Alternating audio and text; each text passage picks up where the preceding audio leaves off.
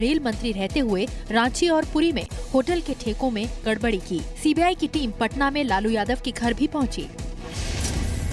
बताया जा रहा है कि मामला 2006 का है और इसमें सीबीआई ने मामला दर्ज किया है। आईआरसीटीसी के एमडी और तमाम रेल मंत्री रहते एक घपले का आरोप है और 27 अगस्त को उनकी रैली होने वाली है। उसमें कार्यकर्ताओं से पूछा था कि रैली से पहले अगर वो जेल चले जाते हैं तो क्या होगा, यानी कि कहीं न कहीं उन्हें डर था, आशंका थी। रांची में बीएनआर होटल पर, पुरी के चाणक्य होटल और दिल्ली में 2 ठिकानों पर छापेमारी की गई। लालू यादव ने अपनी सफाई में कहा कि उन्होंने कुछ गलत नहीं किया है और उन्हें फंसाने की साजिश की जा रही है। लालू ने होटल टेंडर में गड़बड़ी के आरोपों को खारिज करते हुए कहा कि जिन होटल में पहले जानवर घूमते उन होटल को खुली बोली के जरिए दिया गया। वहीं सीबीआई के एडिशनल डायरेक्टर ने बताया कि कैसे होटल लीज के बहाने जमीन का सौदा किया गया और ये फायदा लालू यादव के परिवार को दिया गया। ये 19 के तैयारी में जानते हैं कि लालू यादव मजबूत आदमी है बिहार में, और लालू मिलाने से फुसलाने से मिलने वाला नहीं है। हम अपने रास्ते पर हैं और जिसको चाहते बाल पर तुमको कुछ करना था करता। बाल और बच्चों को, बेटी को, बेटा को चारों तरफ बेवजह सारा सफाई, सारा बात किया हुआ, उन्हीं चीज़ों को ये करके बहाना मांगा। प्राथमिक इंक्वायरी में ये पाया गया कि ये टेंडर अवार्ड करने में कुछ गड़बड़ियां की गई हैं और इस प्राइवेट कंपनी को फेवर्स शो किया गया है और उसकी एवज में श्री लालू प्रसाद यादव और उनकी फैमिली को पहले एक ज़मीन दी गई।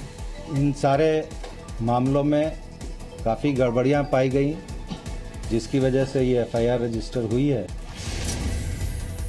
सीबीआई के मुताबिक लालू यादव के रेल मंत्री रहते बीएनआर होटल रांची और पुरी आईआरसीटीसी को ट्रांसफर किए गए। दोनों होटल के देखभाल की जिम्मेदारी सुजाता होटल प्राइवेट लिमिटेड को दी गई। सीबीआई का आरोप है कि सुजाता होटल को फायदा पहुंचाने के बाद लालू एंड फैमिली को जमीन दी गई। पटना में करीब 3 एकड़ जमीन लालू यादव और उनके परिवार को दी गई। 32 करोड़ की जमीन सिर्फ 65 लाख में देने का आरोप है। सीबीआई ने इस मामले में लालू यादव, राबड़ी देवी और तेजस्वी यादव सहित कई लोगों पर केस दर्ज किया है। तेजस्वी यादव से बंद कमरे में पूछताछ फिलहाल की जा रही है। छापेमारी के बाद लालू यादव पर विपक्ष ने हमला बोला है। बीजेपी ने नीतीश से भी चुप्पी तोड़ने को कहा है। आरजेडी सीबीआई की कार्रवाई को बदले की राजनीति कह रही है, तो वहीं केंद्रीय मंत्री गिरिराज सिंह ने कहा कि एक के बाद एक घोटाले उजागर हो रहे हैं। गिरिराज ने नीतीश कुमार से भी चुप्पी तोड़ने को कहा है। वहीं कांग्रेस ने भी इसे बदले की राजनीति करार दिया है। देखिए, सीबीआई की कार्रवाई नहीं है, सीबीआई तो उपकरण है और उस उपकरण की दिशा का निर्धारण हुकूमत दिल्ली सल्तनत में बैठे हुए 2 लोग कर रहे हैं। उन्हें पता है कि असहमति और विरोध का स्वर कहां से आ रहा है। उन्हें पता है कि कौन व्यक्ति विपक्षी दलों को इकट्ठा करने का काम कर रहा है। मैं पूछना चाहता हूं कि जिस समय चारा घोटाला का आरोप लगा था, क्या उस समय वाजपेयी जी प्रधानमंत्री थे, बीजेपी की सरकार थी, नरेंद्र मोदी थे? नहीं, भ्रष्टाचार भ्रष्टाचार होता है और आज सीबीआई ने एफआईआर की है। यही बात सुशील मोदी ने आरोप लगाया कि 2000 करोड़ का बेनामी है। कानून को हमेशा अपना काम करना चाहिए। अगर किसी ने गुनाह किया है, सजा मिलनी चाहिए। लेकिन आज की सरकार रिवेंज के लिए ये सारे काम कर रही है। लालू यादव पे एफआईआर हो रही है, ममता को परेशान किया जा रहा है, हुड्डा को सीबीआई बुला के 6-6 घंटा इन्वेस्टिगेट कर रही है, क्रॉस एग्जामिन कर रही है। केंद्रीय मंत्री रामविलास पासवान ने कहा कि सीबीआई तथ्यों के आधार पर जांच कर रही है। वहीं बीजेपी नेता सुशील मोदी ने डिप्टी सीएम तेजस्वी यादव को बर्खास्त करने की मांग की है। उसमें सीबीआई है, सीबीआई स्वतंत्र एजेंसी है, सीबीआई अपना काम कर रही है और वो तथ्य को जुटा रही है। और अभी तक जो तथ्य पता चला है उसमें क्या कहते हैं कि जो है उसमें काफी सत्यता है, तो कानून अपना काम कर रहा है। तो ये तो ट्रांसपेरेंसी है। जैसे अभी सीबीआई ने छापामारी किया, सब लोगों के सामने बतला दिया, डॉक्यूमेंट्री प्रूफ है। डिमांड की अब तो नीतीश जी को बर्खास्त करना चाहिए, नीतीश जी को अपनी चुप्पी तोड़ना चाहिए। क्या वो अपने मंत्रिमंडल में ऐसे लोगों को बनाए रखेंगे जिनके घर सीबीआई का छापा पड़ रहा है, जिनकी 12 संपत्ति कुर्क की जा चुकी है, जिन पर स्पष्ट प्रमाण है दस्तावेज हैं। आरोप है कि होटल दिलाने के बदले में पटना में 2 एकड़ जमीन डिलाइट मार्केटिंग कंपनी को दी गई। बीजेपी के मुताबिक 2014 में लालू के बेटे और बेटी कंपनी के डायरेक्टर बनाए गए। 2016 में डिलाइट मार्केटिंग का नाम बदलकर लारा प्रोजेक्ट्स कर दिया गया। लारा प्रोजेक्ट्स में लारा का मतलब लालू और राबड़ी देवी है। इसी साल राबड़ी देवी, तेज प्रताप और तेजस्वी यादव लारा कंपनी के डायरेक्टर बने। G20 समिट में हिस्सा लेने पीएम मोदी ने जर्मनी के हैम्बर्ग पहुंच चुके हैं। समिट से पहले ब्रिक्स देशों की बैठक में पीएम मोदी ने आतंकवाद का मुद्दा उठाया।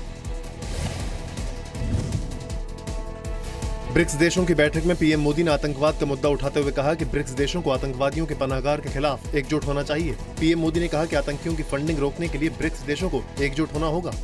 पीएम मोदी और चीन के राष्ट्रपति शी जिनपिंग के बीच अलग से कोई मुलाकात नहीं हुई, लेकिन पीएम मोदी ने शी जिनपिंग के नेतृत्व में ब्रिक्स सम्मेलन के लिए शुभकामनाएं दी। शी जिनपिंग ने आतंकवाद को लेकर भारत के रुख की तारीफ भी की। मोदी ने जीएसटी का जिक्र करते हुए कहा कि भारत में 70 साल का सबसे बड़ा टैक्स सुधार किया गया है। Terrorist franchise, terrorist financing, safe haven तथा उनके स्पॉन्सर्स के विरुद्ध G20 देशों को एकजुट होकर सुदृढ़ तथा सशक्त कार्रवाई करनी होगी। क्लाइमेट चेंज तथा आतंकवाद जैसी प्राथमिकताओं पर ब्रिक्स के नेतृत्व की आवश्यकता है। राष्ट्रपति शी की अध्यक्षता में ब्रिक्स की गतिशीलता तथा पॉजिटिव मोमेंटम ने हमारे आपसी सहयोग को और भी गहरा किया है। अंत में मैं राष्ट्रपति श्री जिनपिंग को आने वाली 9वीं ब्रिक्स समिट के लिए बहुत बहुत शुभकामनाएं देता हूं। PM Modi Argentina, Canada, Italy, Japan, Mexico, दक्षिण कोरिया, ब्रिटेन और वियतनाम के साथ द्विपक्षीय वार्ता करेंगे। शाम 6:30 बजे पीएम मोदी जापान के पीएम शिंजो अबे से मुलाकात करेंगे। रात 8 बजे पीएम मोदी सऊदी अरब के साथ द्विपक्षीय वार्ता करेंगे। पीएम मोदी ने कहा, भारत दुनिया की सबसे तेजी से उभरती हुई अर्थव्यवस्था है। पीएम ने जीएसटी लागू करने को ऐतिहासिक कदम भी बताया। आतंकी बुरहान वानी के एनकाउंटर के 1 साल पूरे होने पर जम्मू कश्मीर में आतंकी हमले का अलर्ट है। वहीं आज कांग्रेस नेता सैफुद्दीन सोज ने बुरहान पर विवादित बयान दिया है। कांग्रेस नेता सैफुद्दीन सोज ने कहा है कि आतंकी बुरहान वानी भारत और पाकिस्तान की दोस्ती का मजबूत स्तंभ बन सकता था। सोज ने ये भी कहा कि अगर बुरहान जिंदा होता तो वो उसे समझाते। बीजेपी ने कांग्रेस से पूछा है कि क्या वो आतंकियों का महिमा मंडन करना चाहते हैं। देखिए, मेरे बस में होता मैं कहता कि बुरहान वानी को जिंदा रहना चाहिए, ताकि मैं डायलॉग करता उनके साथ और मैं समझाता उनको कि कश्मीर हिंदुस्तान और पाकिस्तान की दोस्ती का एक बड़ा अच्छा मजबूत पुल बन सकता है और वो भी उसमें काम आते। लेकिन अब वो मर गए हैं। ऐसे लोगों को जो कहना, लीडर कहना, वो देशद्रोही की बात करते हैं और उसके लिए मैं कहता हूँ कि ये उनको जो है सोचना ही नहीं चाहिए। इस प्रकार की क्या वो ग्लोरीफाई करना चाहते हैं टेररिज्म को, और वो अगर करते हैं तो वो किसी का हित नहीं कर रहे। जो टेररिस्ट है और टेररिस्ट के तौर पर इससे ट्रीटमेंट होता है और होगा। हमारा इन चीज़ों से कुछ बहुत दिलचस्पी नहीं है कि कौन कैसा था, क्या था। हम तो इतना जानते हैं कि वहाँ पे शांति बहाल करने के लिए सरकार काम करती है, और ये शांति बहाल करते समय जो भी बीच में आएगा, कोई भी आतंकी रहे, वो आतंकी होता है। हिजबुल मुजाहिदीन के आतंकी बुरहान वानी के एनकाउंटर के 1 साल पूरा होने पर 8 जुलाई को कश्मीर में आतंकी बड़े हमले की फिराक में हैं। खुफिया सूत्रों के मुताबिक दक्षिणी कश्मीर में आतंकी सुरक्षा बलों को निशाना बना सकते हैं। इन इलाकों में बड़ी रैली करने की भी योजना है। हिजबुल के बागी गुट के आतंकी जाकिर मूसा ने ऑडियो जारी कर लोगों को उकसाने की कोशिश की है। इसके अलावा हिजबुल कमांडर यासीन इत्तू ने भी वीडियो जारी किया है। माहौल बिगड़ने की आशंका के बाद सभी बड़े अलगाववादी नेताओं को घरों में नजरबंद कर दिया गया है। हुर्रियत के कई नेताओं को हिरासत में लिया जा चुका है। श्रीनगर के कई थानों में धारा 144 लगा दी गई है। घाटी में 21,000 अतिरिक्त अर्धसैनिक बलों को तैनात किया गया है। पुलिस थाने में जिन पत्थरबाजों के नाम दर्ज हैं, उन्हें थाने में हाजिरी लगाने के लिए कहा गया है। अफवाहों पर लगाम लगाने के लिए कल रात से जम्मू कश्मीर पुलिस ने घाटी में सोशल मीडिया पर पाबंदी लगा दी है। सरकार ने एहतियातन 7 जुलाई से 13 जुलाई तक स्कूल और कॉलेज भी बंद कर दिए हैं। पश्चिम बंगाल के बसीरहाट का दौरा करने जा रहे कई पार्टी के नेताओं को पुलिस ने रास्ते में ही रोक दिया। मोहम्मद सलीम की अगुवाई में जैसे ही सीपीआई-एम का दल 24 परगना के अशोकनगर इलाके में पहुंचा, पुलिस ने उन्हें रोक दिया। पुलिस ने सभी को हिंसा से प्रभावित बसीरहाट में जाने से रोक दिया। काफी देर तक नेता पुलिस वालों को समझाते रहे, लेकिन कोई फायदा नहीं हुआ। अधीर रंजन चौधरी की अगुवाई में कांग्रेस का प्रतिनिधिमंडल बसीरहाट जा रहा था, लेकिन बारासात में सभी को रोक दिया गया। बीजेपी सांसद रूपा गांगुली भी कुछ बीजेपी नेताओं के साथ बसीरहाट जा रही थी, लेकिन रास्ते में पुलिस ने उन्हें भी रोक दिया। बीजेपी नेताओं ने जब विरोध किया तो उन्हें हिरासत में ले लिया गया। रूपा गांगुली और सभी बीजेपी नेताओं को बस में बिठाकर पुलिस स्टेशन ले जाया गया। 144 से तो कहीं पे नजदीकी से 144 था नहीं। So I don't know why they stopped, and they could not also produce enough justification. We asked for the paper, the notification.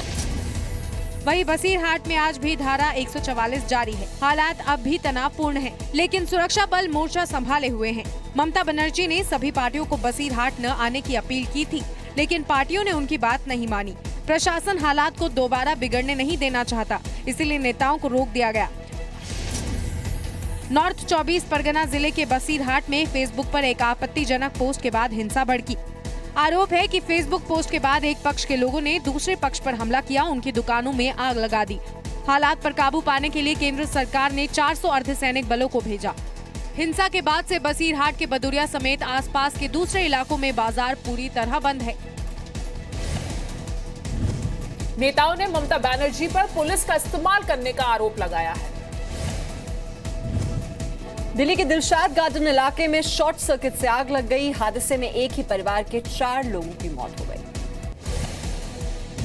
आग से मची तबाही की ये तस्वीरें दिल्ली के दिलशाद गार्डन इलाके की हैं। एक आवासीय कॉलोनी में आग लगने से एक ही परिवार के 4 लोगों की मौत हो गई है। मरने वालों में 2 बच्चे भी शामिल हैं। हादसे में 63 साल के विजय कुमार, उनके बेटे संजय कुमार, 12 साल की हर्षु और 4 साल की चीकू की इस दर्दनाक हादसे में मौत हो गई। घर के 2 सदस्य बुरी तरह झुलस गए हैं, जिनका अस्पताल में इलाज चल रहा है। मतलब 2 बड़े और 2 बच्चे, बच्चों की डेथ हो गई है।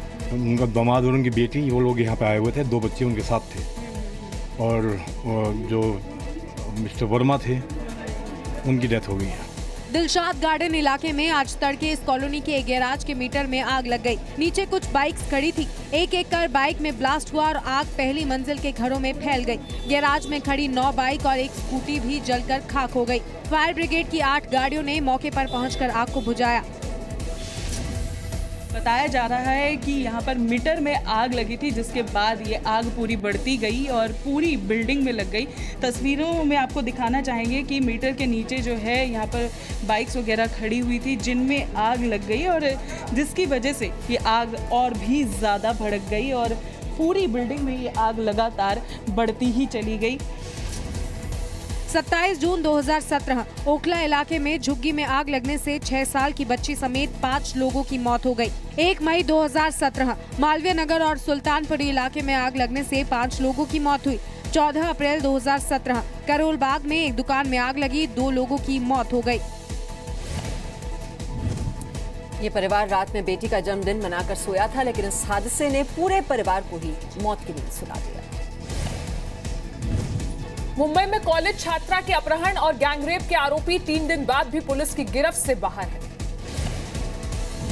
अपहरण और गैंगरेप की ये वारदात बुधवार सुबह हुई थी। पीड़ित के मुताबिक वो सुबह अपने कॉलेज के लिए निकली थी, लेकिन रास्ते में 3 लोगों ने उसको किडनैप कर लिया और चलती कार में लड़की के साथ गैंगरेप की वारदात को अंजाम दिया गया। मुंबई के चारकोप पुलिस स्टेशन में अपहरण और गैंगरेप का मामला दर्ज कराया गया है। मुंबई के चारकोप पुलिस स्टेशन में एक कॉलेज की छात्रा ने अपहरण और रेप का मामला दर्ज किया है। पीड़िता की माने बुधवार सुबह 7:30 बजे वो कॉलेज के लिए निकली थी, तभी 3 अनजान लड़कों ने एक गाड़ी में उसे ज़बरदस्ती खींच लिया। उसके बाद ये गाड़ी जो है मठ की तरफ जा रही थी। गाड़ी के अंदर उसके साथ सेक्सुअल असॉल्ट किया गया। मुंबई में इस प्रकार की एक भयानक घटना हुई है। एक लड़की को सरेआम उठाया जाता है, गाड़ी में डाल दिया जाता है 4 व्हीलर में और उसको रेप करके छोड़ दिया जाता है। उन आरोपियों को पकड़ना चाहिए और कोई भी लूप होल नहीं छोड़ना चाहिए कि जिसके बलबूते वो आरोपी छूट जाए। पुलिस मामले की जांच कर रही है, लेकिन अभी तक आरोपियों का पता नहीं चला है। पुलिस के आला अधिकारी मीडिया के सवालों से बचते दिखे। केस क्या रजिस्टर किया? ये भी बता दीजिए सर। केस है register, investigation is on.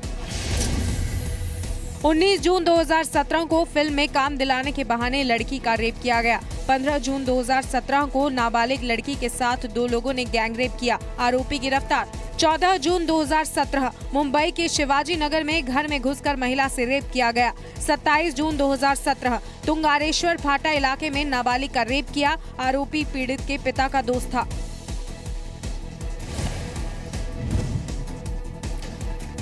Police CCTV के आधार पर आरोपियों की तलाश में जुटी है। इस वारदात के बाद मुंबई में महिलाओं की सुरक्षा को लेकर सवाल खड़े हुए हैं। एक छोटा सा ब्रेक यहाँ लेते हैं, फौरन लौटेंगे, बने रहिए हमारे साथ।